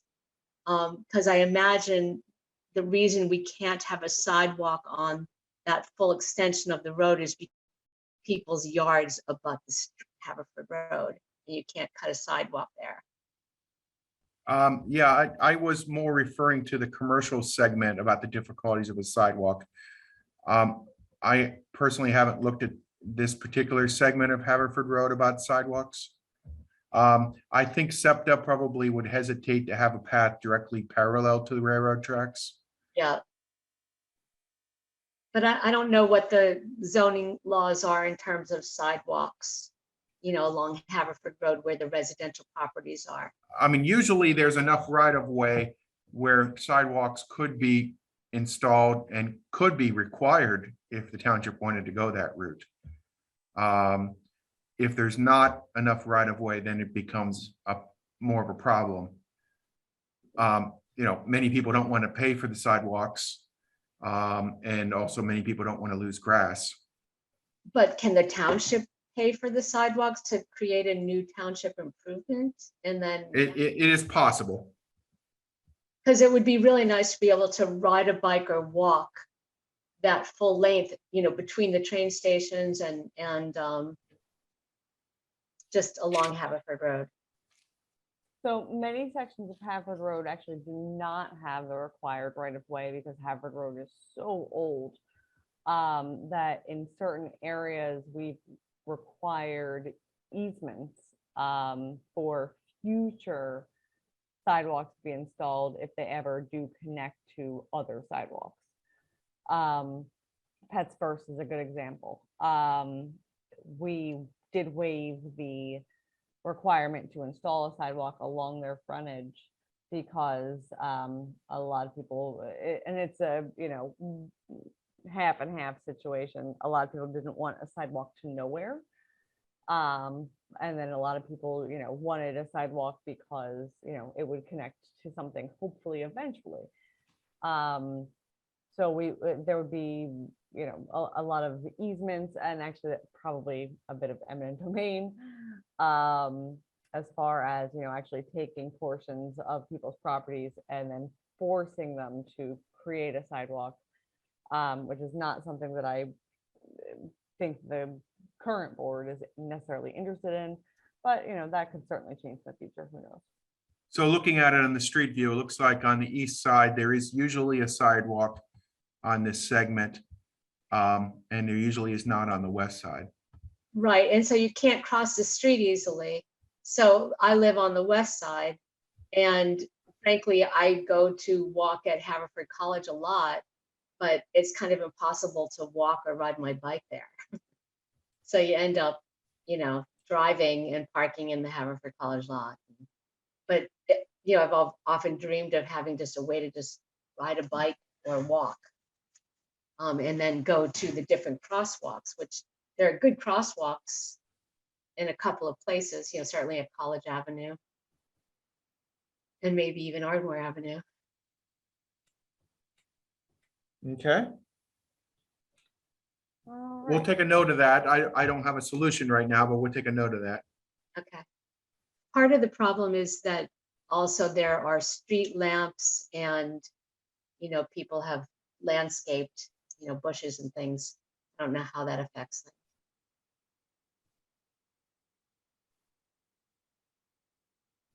them. Okay. So we have Zinnia Scott. Yes, hi. So my understanding is the topic, are we still discussing the commercial districts? Older commercial districts, yes. Okay. We might want to move on pretty soon, but go ahead, Okay. please. So, you know, of course, I feel that there's a lot of great input regarding pedestrian access. My sense is that as a parent of a high schooler and a middle schooler, that people settle here because it is so walkable until they realize there are times where it isn't walkable. That sounds like two sides of the same coin. But I do think that mitigating some of the traffic in town would then have a positive impact on kids being able to walk to school safely and minimize parents driving their kids in the mornings and in the afternoons. I think that does add to some of the congestion during the business day. I would also second all the feedback about Eagle Road and making that a welcoming space as kind of our main thoroughfare. The Haverford Avenue area, I don't know if there's a plan for that, or is it the point at which you're seeking input, but I do think that those same issues are faced there with not being walkable, not having a green space for trees to make it slow down the traffic, and have feasible parking that would make it possible to have fewer curb cuts and increase the safety there for pedestrians and bikers. My question is a little bit more about the industrial development, and maybe this was kind of addressed with asking about having a business development type of person. Is there a space that's planned, and I apologize, I missed the first 10 minutes, but with being able to increase the kinds of businesses, is anybody looking at figuring out any opportunity to attract development of life sciences, or some possibility of bringing in lab space or something that is going to attract some of the boom in technology and life sciences companies happening in our region right now? That sounds to me like an opportunity to attract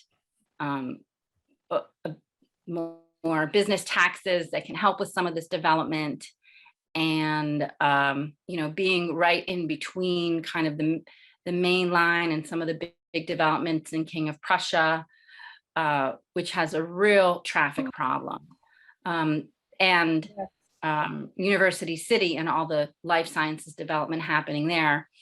I'm just wondering if there's a business development type of person who can focus on attracting some big businesses in addition to some of the retail and consumer kind of facing businesses that we've been talking about.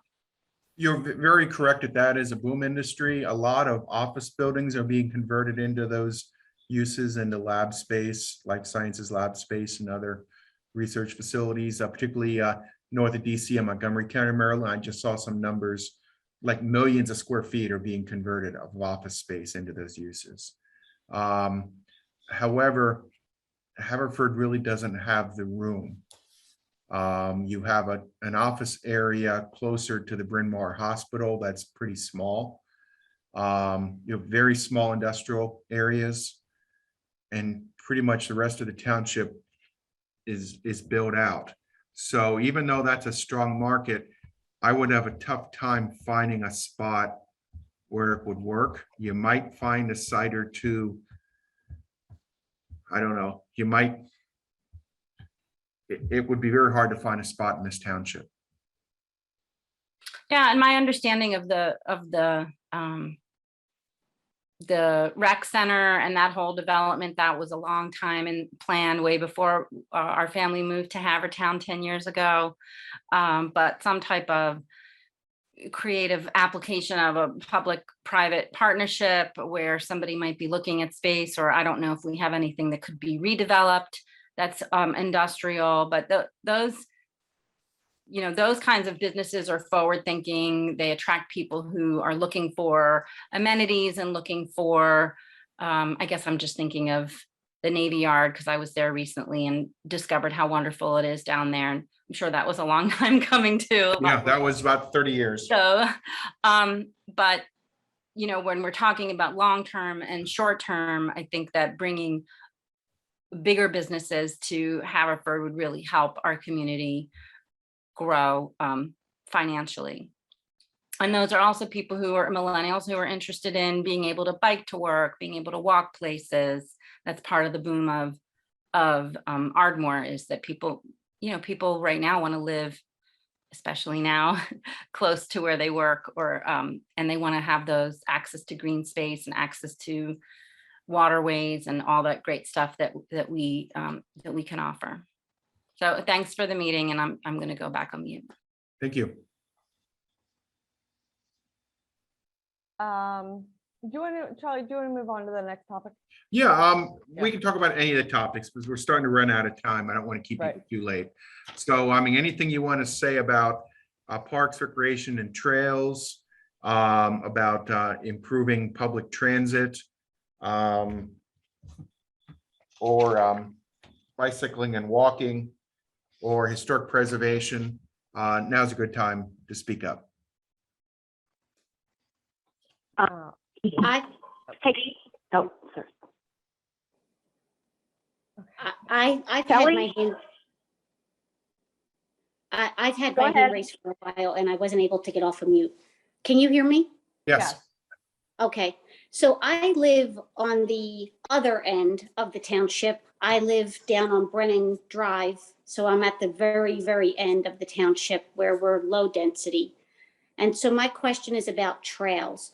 And you'll forgive me, I'm fairly new to the township. I've only been here 3 years, so I don't necessarily know the exact name for things. So Grace Trail is on Darby, right under 476.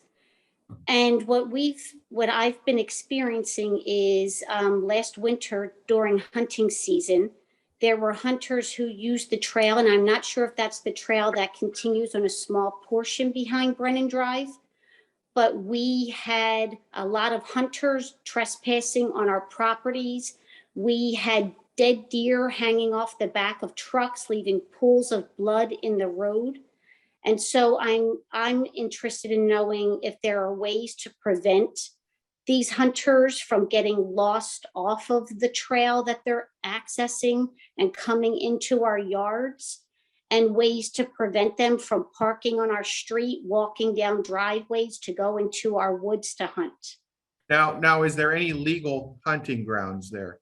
No. Not on our street, but there are trails that somehow the hunters are getting confused and wandering into the woods. So we are on an acre, each home is on an acre and it's wooded.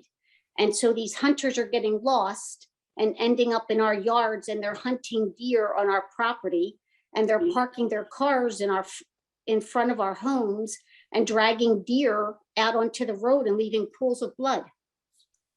I would my. highly suggest calling the police when that happens, if they're trespassing, if they're doing any of those activities. The only other thing I can suggest is putting up a fence. But as far as I know, there are no hunting activities permitted. I know many years ago, we had done some deer culling that was performed by people from the township because there was an issue. I don't know that that's been happening in the past decade, but yeah, no, I would highly suggest just calling the police if you see. I would also put up no trespassing signs. Your neighbors all get together and put no trespassing signs on your borders. Okay, so are you familiar with whatever the trail is that somehow is connecting up to the back of this property? And because I'm trying to figure it out if there should be something done on that trail so that they don't wander into our properties. They were a little aggressive last year when there were 3 bow hunters walking through my backyard, and I approached them and they were pretty aggressive. So it'd be nice to know if somehow they cannot wander off those trails. Okay. Well, probably the township does not allow hunting on its property, I assume. Unless it's as far a as I special know. permit. Right. With the exception of knowing that we were doing some culling literally 15 years ago, I have not heard anything about that since. Not to say that it hasn't happened since, I don't know. Okay. But you're going to want to talk to Brian Barrett, and I feel so bad for Brian at this point, or someone in the recreation department about that. About the actual trail portion, about the actual trespassing, you are going to want to contact the police. Okay. I'm trying to see if that's a homeowner association property behind you. I don't believe it is. We're very wooded, and then it drops off pretty steep, and then there's a creek down there. And somehow some neighbors who've lived on the street for 35, 40 years said, yeah, there's a a trail, and the township used to let people hunt there. And so there's sort of this culture that people believe they can still hunt there. And so you can imagine it's disturbing to be in your backyard on a Sunday and see a bunch of hunters dragging a dead deer across your property. Yeah, I would, if, depending on who owns this land, I would ask the owner, whether it's a township or a homeowner association or whatever, to put up no hunting, no trespassing signs, or at least no hunting signs. Because if there is a trail through there, you don't want hunting to be occurring anyway. Okay, thank you. 911. Thank you. Kelly, if you can hear me, this is Lynn Elliott on the telephone. Am I allowed to say something? Hi, Lynn. Yeah, I'm sorry. I didn't realize that you couldn't raise your hand from the telephone. Please go ahead. Yeah, well, just on the phone here. My apologies to everybody who's raising their hands. I just had a few comments. One thing about the biking, I would love to see Haverford Road between Buck Lane and Landover made into 3 lanes instead of 4. 1 lane for through traffic in each direction with a center turn lane, and then painted bike lanes on each side. I realize it's not in the township's control, but it would be a great thing to have, both from a bikeability standpoint and from a traffic calming standpoint. That stretch of Haverford is just an absolute Zoom time for everyone who I think is frustrated waiting at the light at Buck Lane. And I brought this up with our former township commissioner and was told he ran it by the chief of police, who said absolutely no way. So does the police department actually have some jurisdiction over whether this would get done? The other thing I'd like to mention is the current comprehensive plan talks about the single family housing in the 800 and 900 blocks of Haverford Road as being multifamily mixed dwellings, and I would really like to see it stay as it is currently, single family housing.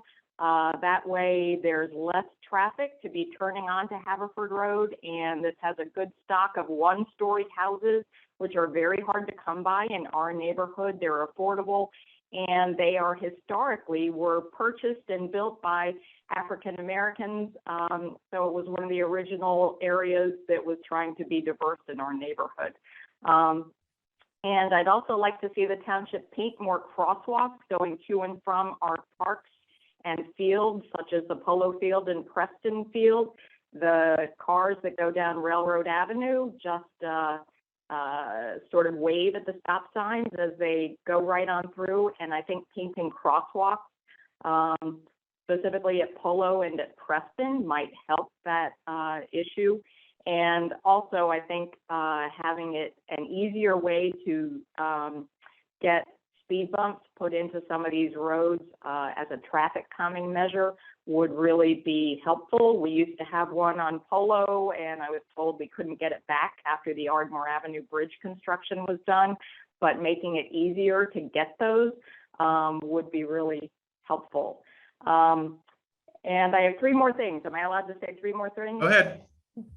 Okay.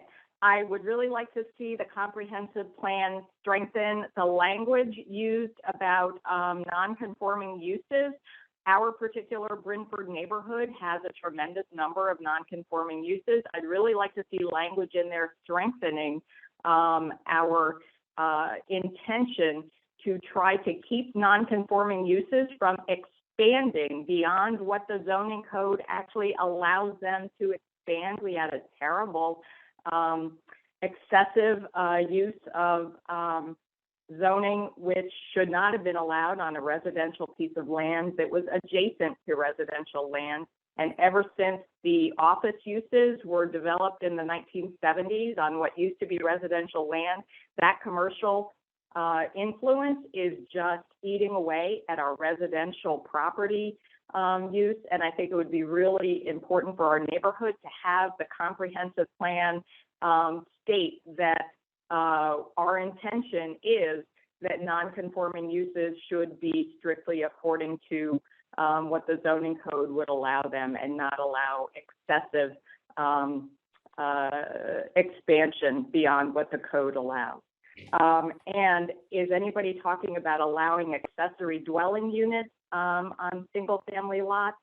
And stormwater drainage on Railroad Avenue, the south side of Railroad, there's only one storm drain. Is there any possibility of getting an additional storm drain on the south side of Railroad Avenue at Polo? And that's it. Thank you so much for allowing me all those things. Thank you. Good comments. Right now, we have not discussed adding new accessory dwelling unit provisions. It's being Okay. done throughout the country in a lot of places to address affordability.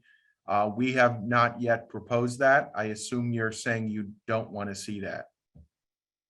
That's not necessarily what I'm saying. I'm Okay. actually just asking whether the issue is coming up at all. It has not yet been proposed. Oh. What we normally recommend is that any accessory unit be limited to a relative who needs care and supervision. And then it'd be a temporary situation, either by converting part of the house or having a detached, a modular cottage in the back that can be removed. Yeah, our big issues with multifamily, and it is mostly sewer capacity. It's a huge one, especially on the Darby Creek side of the township, and parking. So it does limit us in certain ways, just due to, having the capability to allow those things, not necessarily because we don't want to allow those things, but just because we don't have the infrastructure.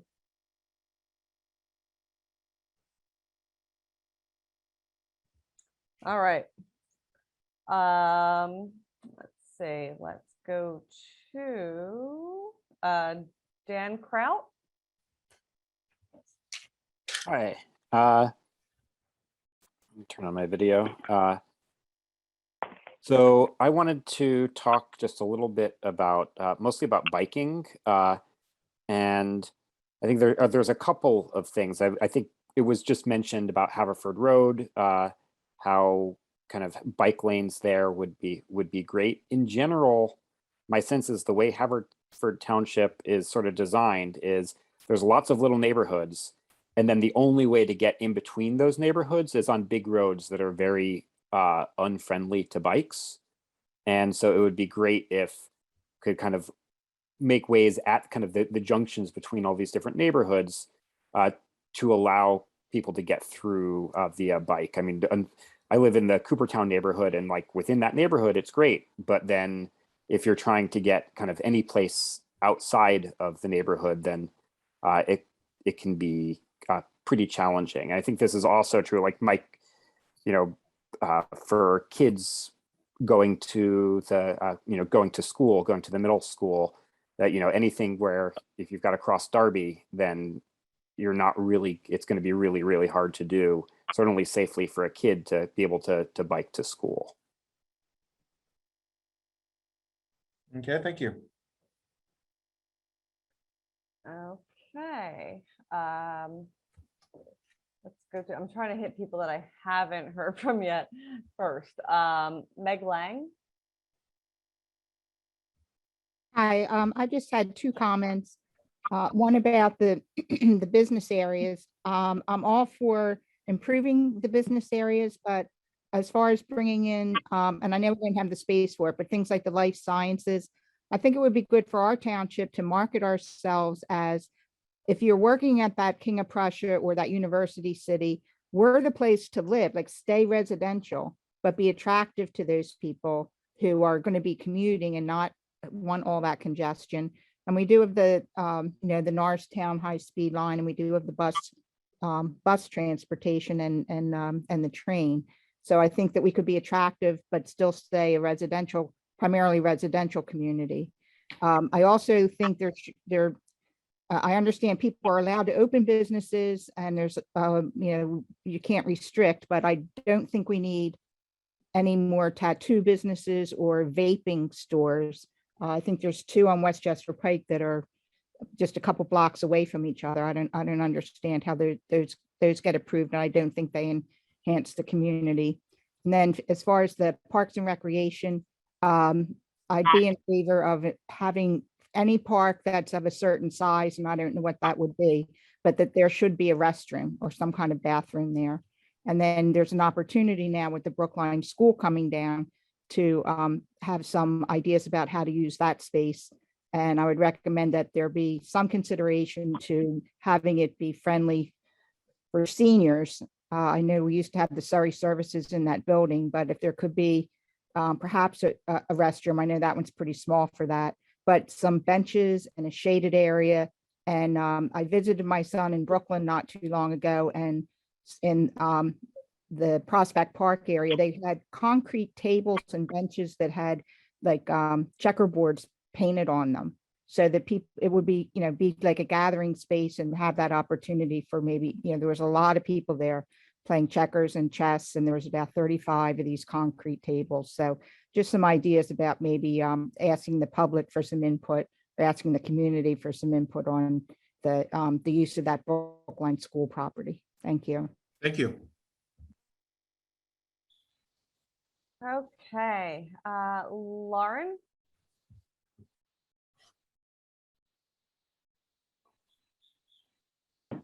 Lauren? Okay, I think maybe Lauren was by accident. Joy? Baxter?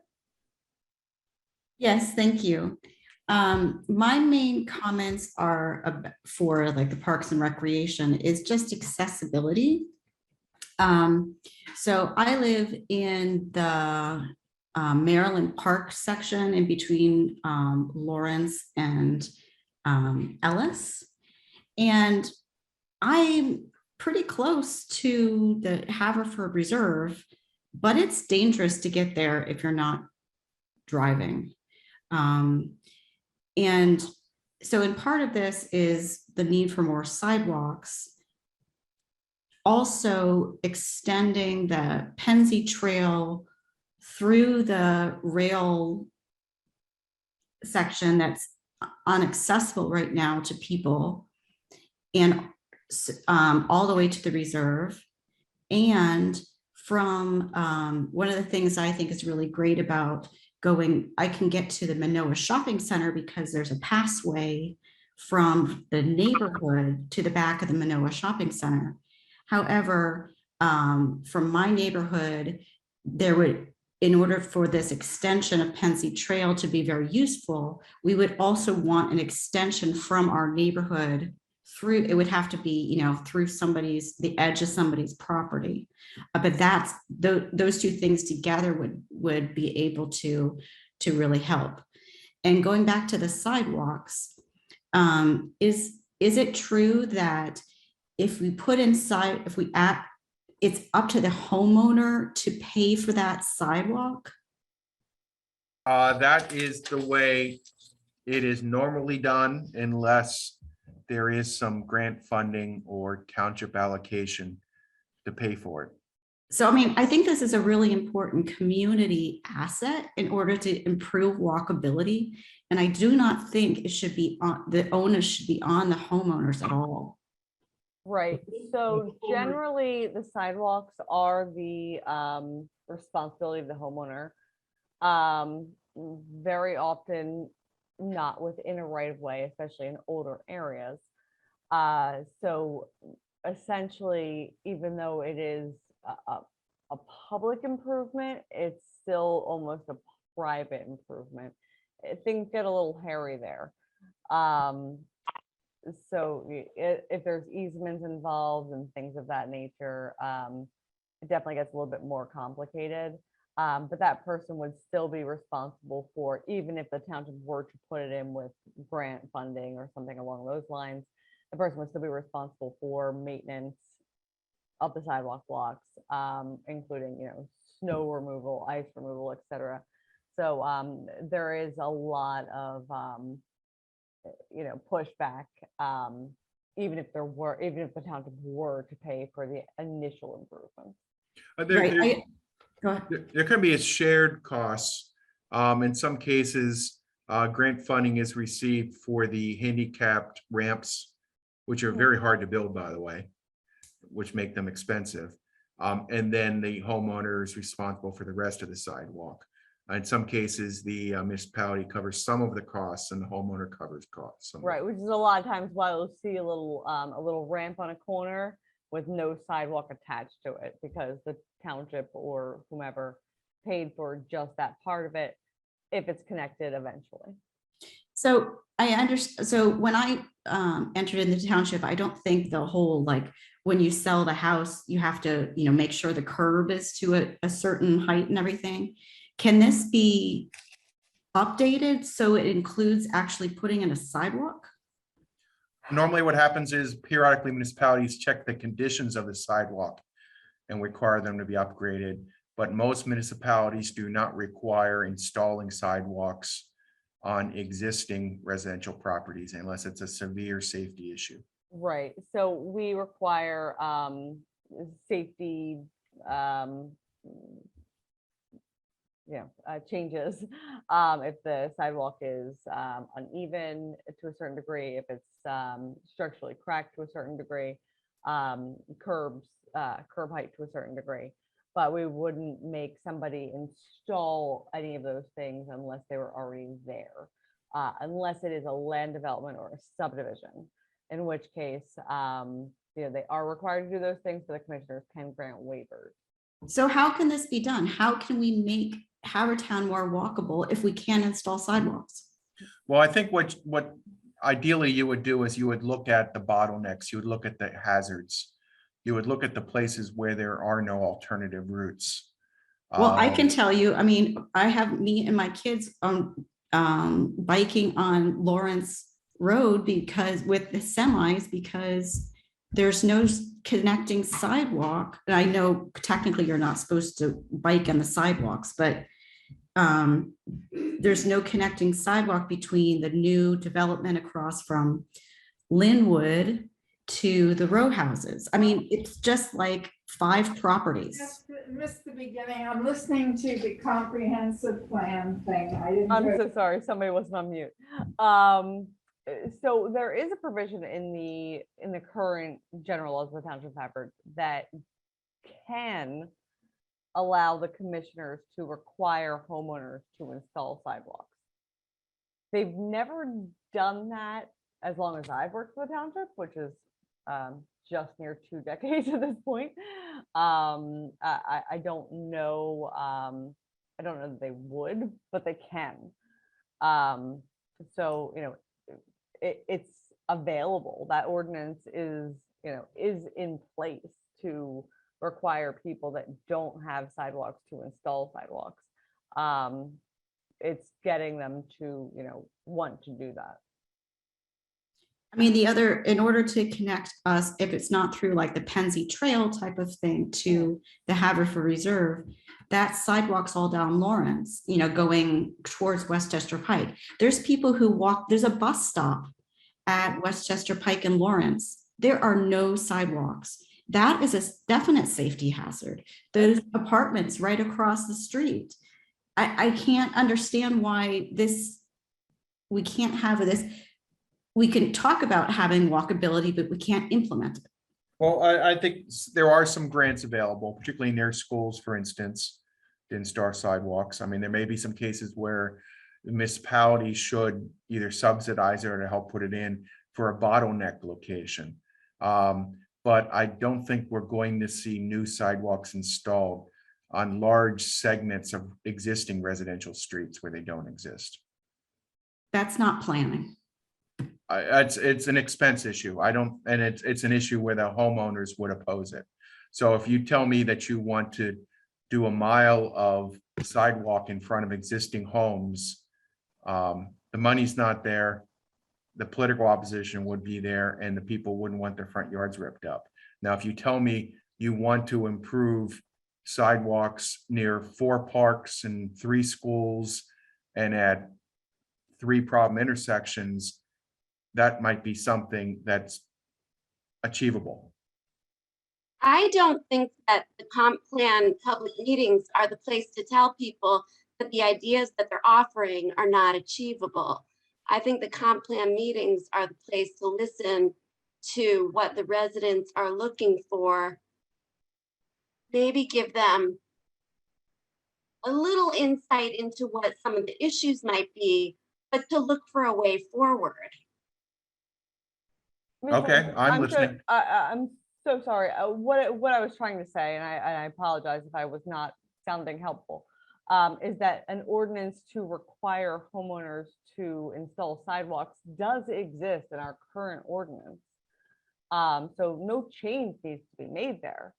The change that needs to be made is if those things are, wanted, is having the, elected officials require those things where the community feels that they're needed, because those things already are in place. But couldn't the comprehensive plan include the desire of the community? It's already in the ordinance. It already exists. Those laws already are in place. So the comprehensive plan is just to change ordinances, not actually come up with a plan? It's both, but it's to guide ordinances, and that ordinance already exists. The question is the should and will the township require existing homeowners to install sidewalks along long segments of street? I don't think they should. I think the township should apply for grants and come up with the money. It should not be on the homeowners. The only time that I think it could be on the homeowners is when there's a property change, just like for the curbs. So, or an ownership change. That's the only time that I think somebody would stomach that. But other times it should be in the plan for the township to invest in creating a walkable community and safety areas. As someone with 150 feet in the front of her home and a lot of really old 50 to 100-year-old trees, I wouldn't be able to stomach that.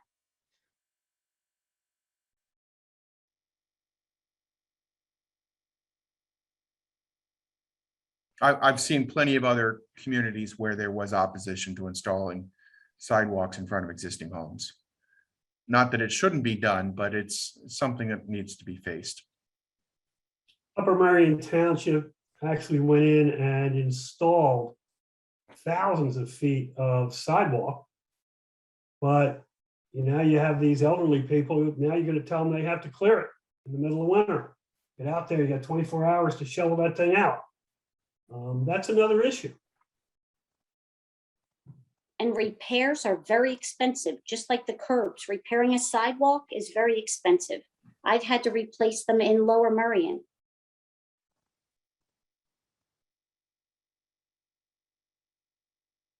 Okay, I believe that the next person we have is Jake Swan.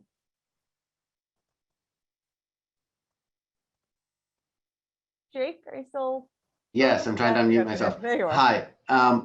Yeah, thank you, Kelly. I just wanted to mention connections to trails and extension of existing trails. So there are a bunch of trails, for example, the Pensy Trail that Joy mentioned that could be extended over to Haverford Reserve. I don't know if that's on Charlie's radar at all. There's another trail actually where the woman who was complaining about the hunters in Radnor Township has taken the extension of that trail all the way up to the border of Haverford Township. And now it dead ends right along Ithan Creek. And that could be continued to connect to the Haverford Reserve from the other side. I imagine there must be a plan for that because otherwise Radnor Township would not have paved that entire section. Yeah, I believe the township, I believe Haverford Township has an easement in some of that area for a trail link. You see the township trail stops at Darby, but I was told there is an easement to at least get some of this length to get to the Radnor Trail. Yeah, there's a great little trail back there. That's actually, I think, the area where those hunters were messing around. But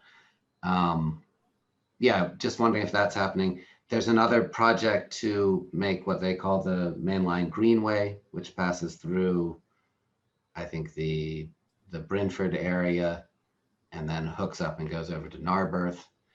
And then there's this other project to connect Valley Forge Park to the John Hines Refuge that I think they were hoping to use the corridor along the R100 line. Are these Okay. things that are talked about in the plan, or you're thinking about? The one on the Norristown high-speed line is new to me. The mainline greenway, I just heard about recently. Okay. The other trails we've discussed with the township staff. Yeah. I can say that anything that was a previous, railroad right of way is definitely on our radar as part of the Rails to Trails project. Okay, great. Which is connecting, like Upper Darby to Newtown Square and then Newtown Square up further. Again, I feel bad because I feel like I've thrown Brian Barrett under the bus so many times tonight. But really kind of questions for him. But a lot of those things are piecemeal because they've become, under private ownership over the years, or just run through somebody's backyard at this point. So, we're talking about easements or, taking ownership of certain parcels. And, so it's a slow going thing, which is why you'll see it like dead end into nowhere. Right. Things like that. But yeah, it's, it's something that, we're working towards, and, we'll eventually connect in a really, really nice way, which is why, DVRPC, the Delaware Valley Regional Planning Association, right. It gives us grants for those things. They're very much about rails to trails and, connecting those things. Okay, great. Kelly, I'll definitely tell Brian you sent me. Please don't. Although he owes me one. Right. Thank you guys for doing this. Thank you. Bye-bye. All right, I think we have one more and then we'll wrap it up. Yeah. Deb Stone.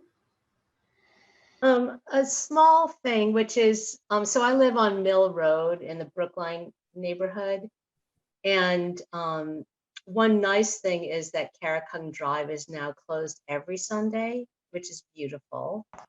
But this neighborhood doesn't really have any parks that you can get to without crossing a major street in a difficult way. And one thing that would be really nice is to just build a nice little footbridge that goes right across Carracung Creek, where Powder Mill Park is and where it connects to Carracung Drive.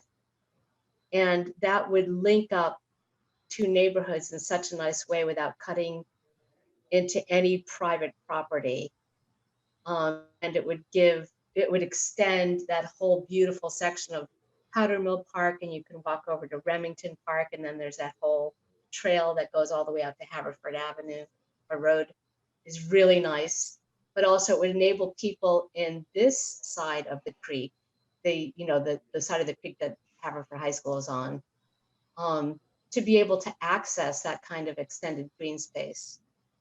Because other than that, I know there's really, the high school is not really a playground, and it's used for, it's in heavy use for other purposes.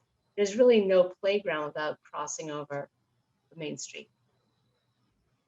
So it'd be a Interesting simple, idea. not expensive. And also just like really build, one of the things that would be nice is just to link up more things that are beautiful. To make it more accessible, and even make it more accessible for kids and families to be able to visit each other, in a nice, easy, on-foot way. Good idea. Hey, one other question I had is, how